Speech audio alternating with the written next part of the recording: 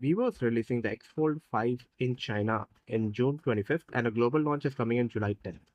Ahead of the full announcement, the company is continued its tier and teaser campaign on Vivo, where it released a new set of official images. There is also a hands-on video in China which has been embedded.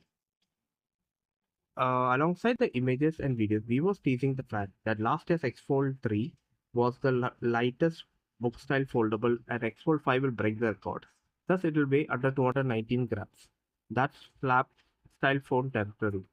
The Fold 5 is going to be thinner than the predecessor, but has a largest battery of 6000 mAh.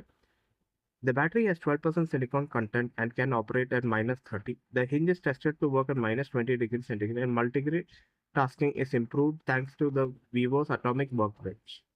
X Fold 5 is said to be the first Android phone to seamlessly integrate into the Apple's ecosystem, and it's aimed specifically at iPhone users who want a folding phone but does not want to leave the walled garden.